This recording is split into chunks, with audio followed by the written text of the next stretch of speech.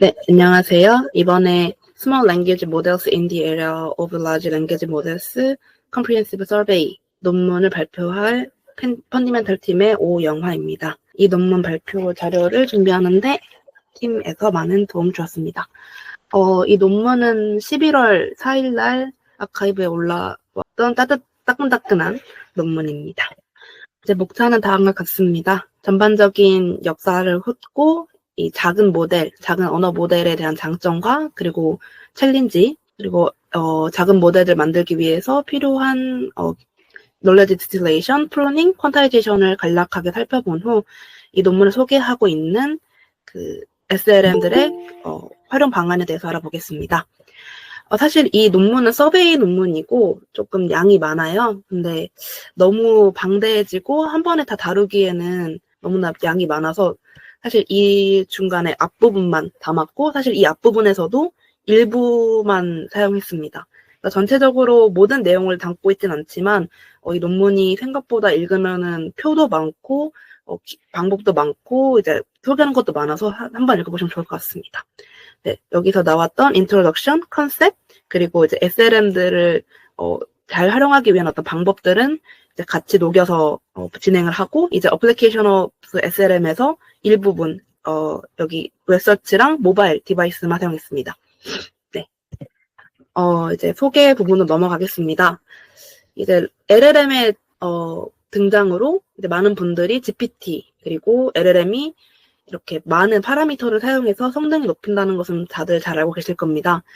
이제 그에 비해 SLM에 대해서 명확한 정의는 사실 공개적으로 나오진 않았지만 이제 LLM에 비해서는 조금 더 작은 사이즈의 파라미터를 사용하는 그리고 언어 모델이다라는 대부분의 정의가 있고 그래서 100 밀리언 파라미터, 그러니까 1억보다는 조금 적은 파라미터를 사용하면 보편적으로는 SLM이다라고 말을 하고 있습니다.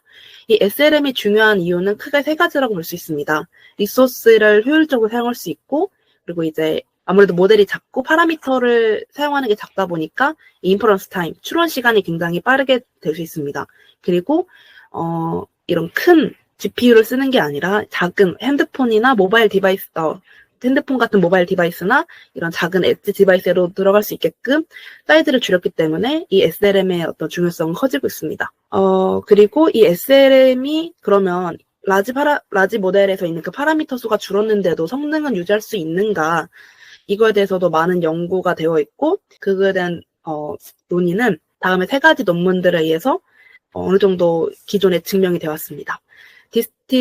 knowledge distillations을 다룬 논문과 그래서 버트라는 큰 모델을 좀 줄였는데도 성능을 대부분 유지를 했다. 그리고 이제 엘렉트라는 논문이 있는데 이것도 좀 더 작은 모델을 위해서 좀 더 효율적인 어떤 프리트레이닝을 디자인하고 그런 시스템 아키텍처를 설계를 하면은 충분히 적은 파라미터로도 큰 모델의 성능을 낼 수 있다는 것이 어느 정도 증명이 되면서 이 이후에 굉장히 많은 SLM들이 나왔습니다.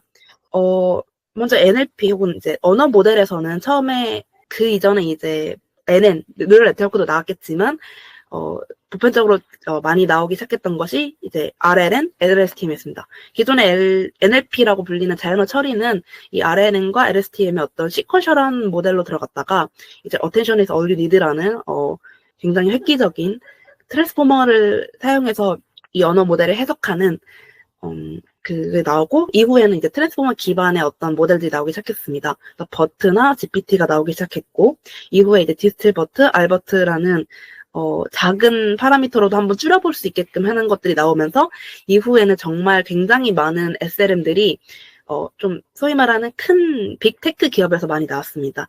여기서 2022년 이후부터 2023년 그리고 이제 올해 2024년에도 굉장히 많이 나왔는데 주로 보이는 이 마이크로소프트, 메타, 혹은 이제 구글, 그리고 엔비디아, 그 외에 이제 저희가 많이 쓰고 있는 라마 같은 그 공개 오픈소스뿐만 아니라 이제 큰 기업 혹은 GPU 기업에서도 많이 상승하고 있습니다. 여기서 얼마나 많은 모델들을 사용해봤을지는 잘 모르겠지만, API로 요즘에 다 나오고, 허긴페이스라는 그런 큰 회사에서도 이렇게 API로 제공을 해주면서 많은 이용이 되고 있습니다. 네, 그래서 이 SLM이 어떤 장점이 있냐, 앞서 말씀드렸던 이런 세 가지를 크게 말씀드릴 수 있을 것 같습니다.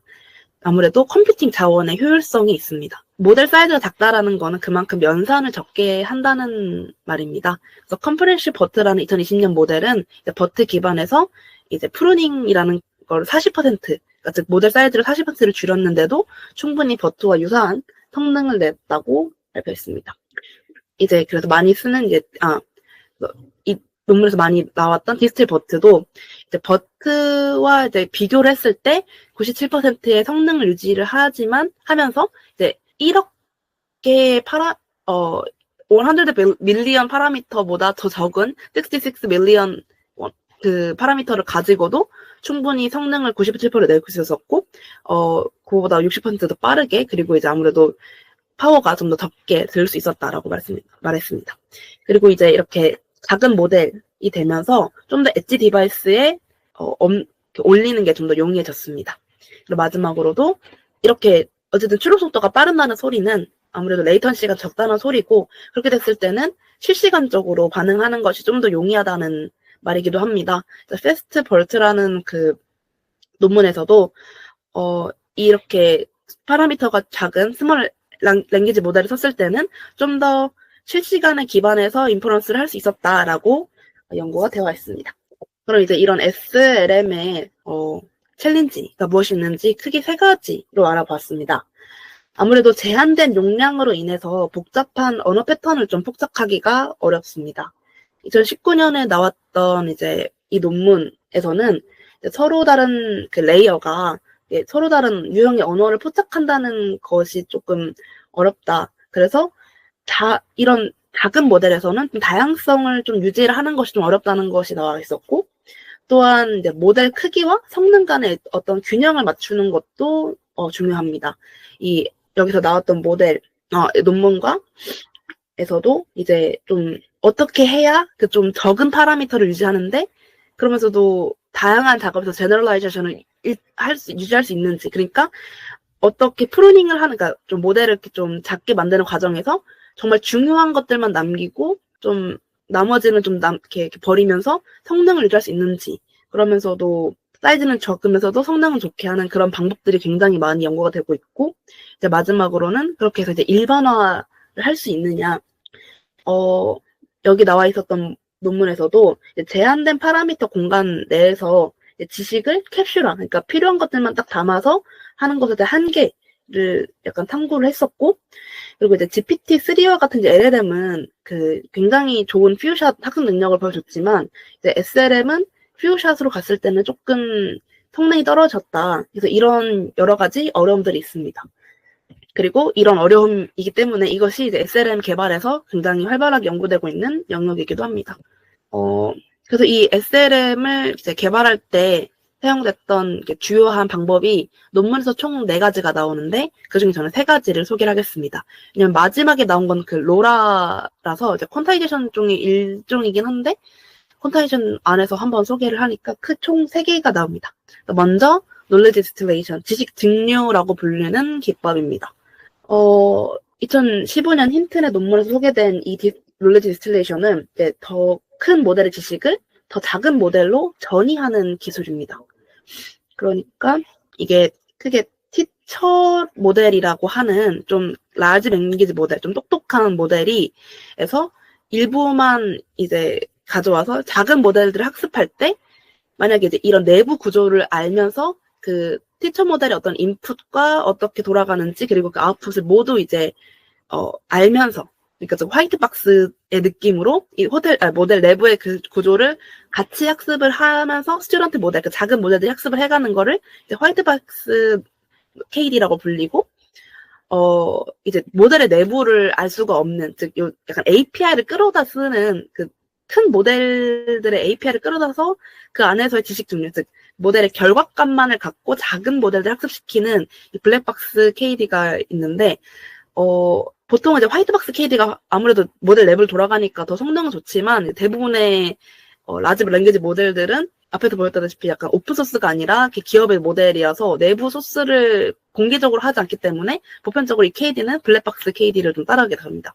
이것도 충분히 이런 과정을 통해서도 충분히 성능을 낼 수 있어서 이 블랙박스 KD도 연구가 되고 있습니다. 네, 그래서 이거에 대한 장점은 다른 방법보다는 조금 더 퍼포먼스를 유지할 수 있습니다. 네, 그 이유가 바로 큰 모델을 티처 모델을 사용했기 때문에 가능했었던 소리고, 그래서 이 큰 모델을 돌린다라고 표현하죠. 그래서 이것도 리소스가 좀 중요하게 사용되는 단점이 있습니다. 그리고 이 티처가 좀 똑똑하게 잘 가르쳐야 된다. 그리고 구조를 좀 잘 짜야 되기 때문에 이것의 복잡도는 조금 높은 편이고, 듀얼 모델 트레이닝을 해야 되는 어떤 챌린징한 게 있습니다. 그래서 이 티처 모델 선택에 좀 중요하다는 것이 이 놀리지 디스틸레이션의 조금 단점이기도 합니다. 그래서 이 놀리지 디스틸레이션, 그러니까 지식 딩류를 하기 위해서는 이 데이터의 퀄리티가 조금 중요합니다.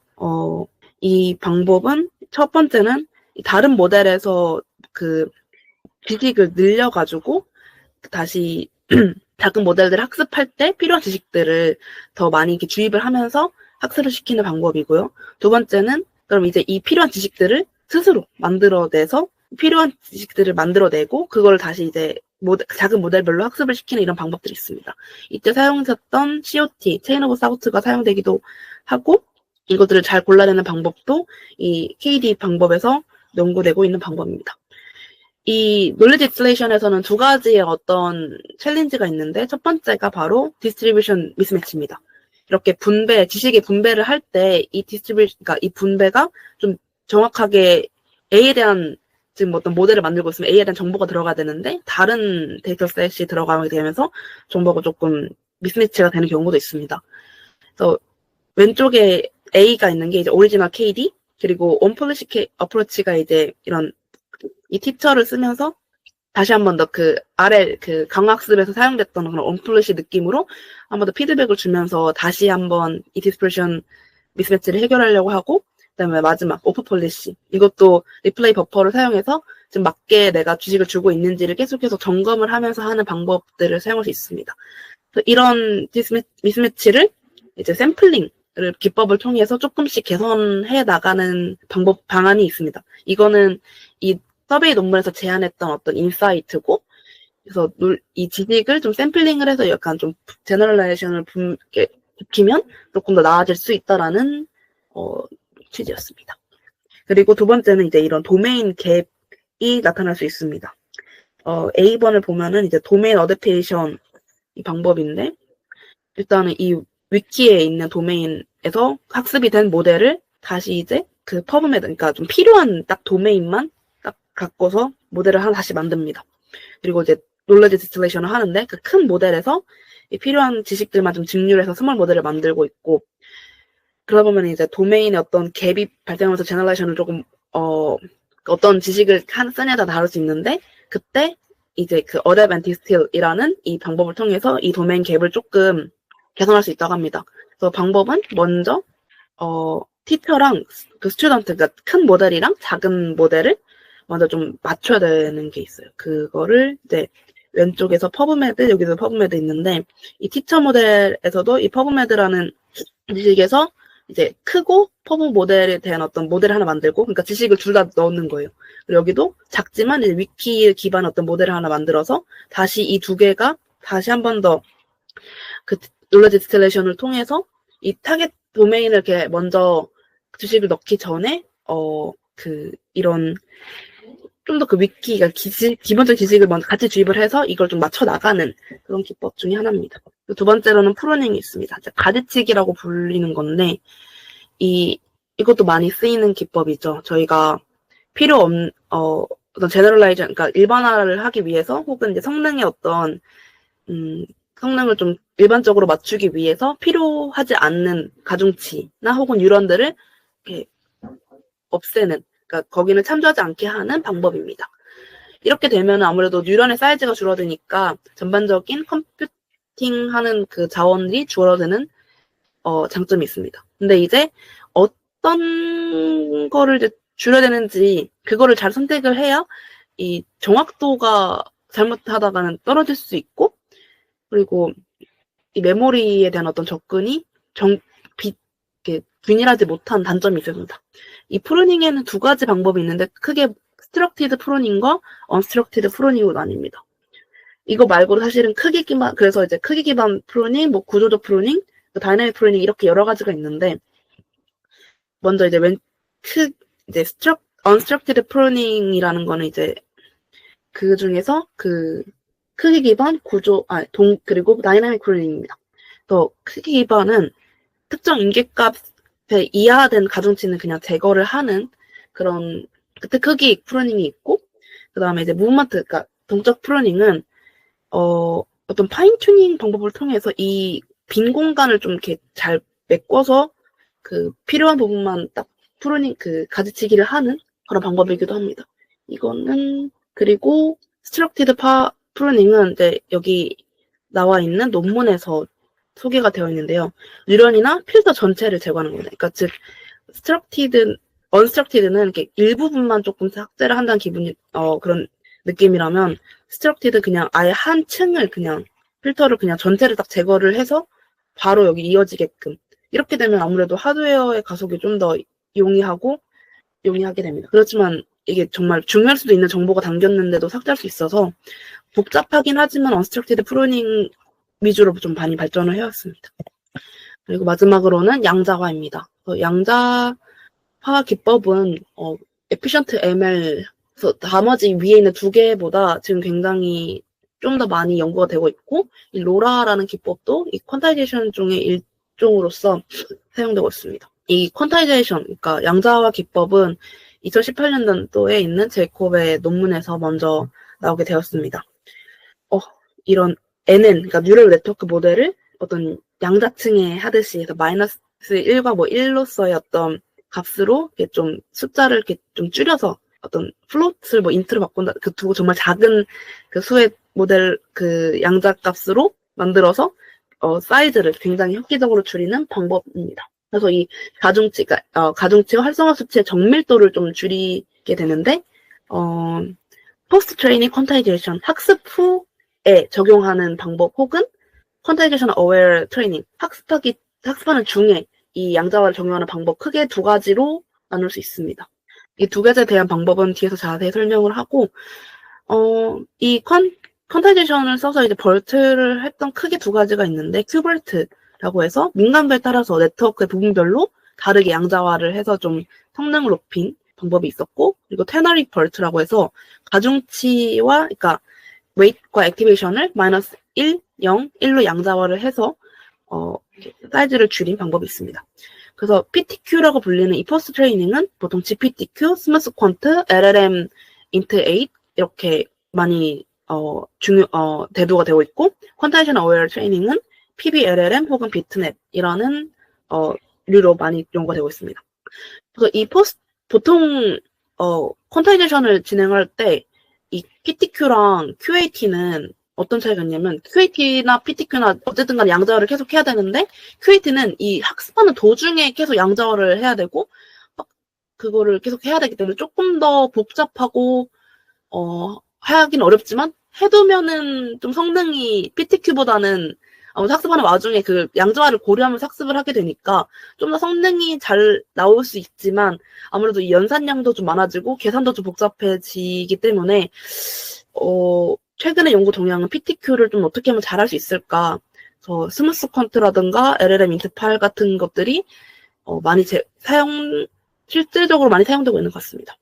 그래서 이 PTQ라는 거는 어떤 웨이트를 이렇게 죽일까에서 좀 중요하게 되게 되고, 그래서 그렇게 하다 보면은 이 액티베이션이 조금 아웃라이어가 생기게 되는데, 그걸 어떻게 하면은 아웃라이어를 안 생기게끔 할 수 있는지가 좀 많이 중요한 연구 기법입니다.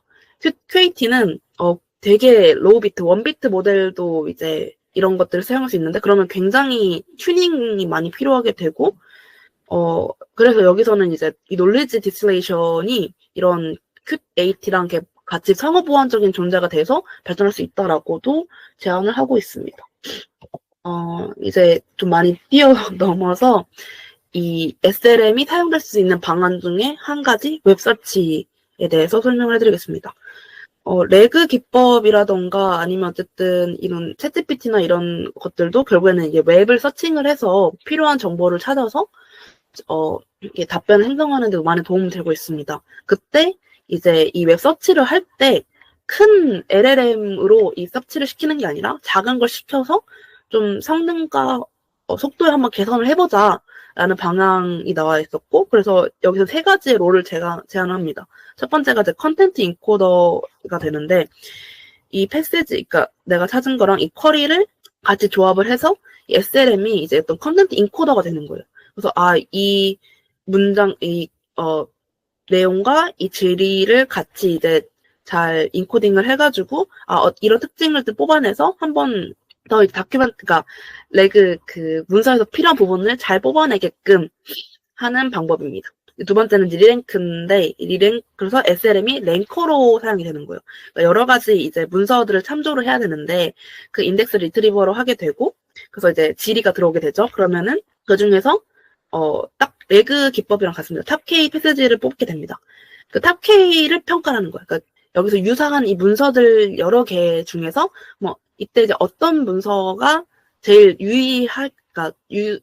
좋을까, 그걸 이제 랭킹을 매기게 되는데, 이 랭킹을 기존에는 뭐 어떤 유사도를 찾는다든지 또 코사인 유사도를 찾는다든지 다른 기법들을 사용할 수 있지만, 이제는 이 작은 모델이 그러니까 컴퓨팅 리소스 적고 속도도 빠르니까 이걸로 한번 돌려보겠다라는 방법입니다. 마지막으로 이제 쿼리 리라이터입니다. 이제 LLM에 쿼리를 넣게 되고, 그래서 이 그러니까 그 프롬프트, 즉 질의가 조금 LLM이 들어가기 전에 SLM이 한번 약간 수정을 해주는 거예요. 이렇게 하면은 더 좋은 답변을 얻을 수 있게끔. 그래서 작은 모델로 한 번 더 이 질의를 수정하게 되고, 그 리트리버에 넣어서 다시 찾고, 그 큰 모델이 이제 내가 만들어낸 이 수정된 그 쿼리랑 뭐 이제 탑K 패키지들을 다 넣어서 답변을 생성하게 하는, 이렇게 SLM이 사용될 수 있습니다. 마지막으로는 말씀드렸다시피 이제 작은 모델이기 때문에 모바일 디바이스에서 사용할 수 있습니다. 이 논문에서 나왔던 방법은 총 3가지인데, 이제는 좀 모델이 작아지니까 이 API 콜링을 해도 소프트웨어 API 콜링을 했을 때 굉장히 빠르게 작동할 수 있다라는 거고, 여기 14번 피규어에서는 스마트폰 앱에 이제 API를 효율적으로 불러볼 수 있다서 이 앱을 잘 활용하기 위해서 이 프롬프트를 만들어내고, 그거를 이제 AI 에이전트에 넣어서 SLM이 이제 답변을 해가지고 이 API 콜에 대한 어떤 그걸 제안을 해주고, 그거에 대한 어큐러시도 굉장히 높여냈다. GPT-4와 거의 맞먹는 수준의 어떤 향상을 보여줬다라고 하고, 그래서 모바일 에이전트 for task execution의 이 14번 내용입니다. 그래서 이 모바일 이 스크린을 분석을 하고, 그래서 이 앱에서 이 모바일 스크린을 보면서 어떤 화면들을 주면 좋을지를 생성을 해서 다시 한 번 더 이 앱을 개선을 시키는, 그거를 이제 이 핸드폰 안에서 할 수 있다라는 걸 보여주고 있었고, 이제 아래에 있는 게 이제 오토드로이드라는 기법입니다. 비쿠나라는 멀티모달을 이제 모바일에서 태스크 그 앱에, 그러니까 핸드폰에 넣어놓고 핸드폰이 그래서 태스크를 자동화하는 걸 보여주는 방법입니다. 그래서 예를 들면 이제 여기서 이 알림, 스케줄링 태스크를 리마인더하는 방법이 있는데, 약간 예를 들면 여기서 런드리 리마인더를 내가 넣고 싶어요. 그래서 이제 이 GUI 인터랙션 스텝을 이 LLM 모델이 이번에 이렇게 해야 되고 저건 저렇게 해야 되고, 그거를 다 일일이 하나하나 스텝을 얘가 이제 생성을 해내서 실질적으로 실행을 하게 되는. 그래서 핸드폰 안에 있는 이 SLM이 이렇게 내가 만약에 런드리 리마인더 만들어줘 했으면 뚝딱뚝딱 해서 이제 바로 어떤 뭐 알림을 이렇게 핸드폰 안에서 만들어줄 수 있는, 그게 작은 모델이기 때문에 가능하다라는 것을 보여주고 있습니다. 네, 발표는 여기까지입니다. 혹시 궁금하신 점이 있으시면 질문 부탁드립니다. 네, 아무래도 뒤에 더 유익한 내용들이 많은데, 제가 이렇게 서베이 논문을 찾다가 원래 이제 가장 최근에 또 이렇게 너무 좋은 논문이 나와서 제가 좀 욕심을 부려서 마지막에 바꿨는데, 그래도 들어주셔서 감사하고, 제가 다음번에 또 기회가 된다면 이거를 마무리를 해서 이 슬라이드를 만들어서 올려보도록 하겠습니다. 네, 감사합니다.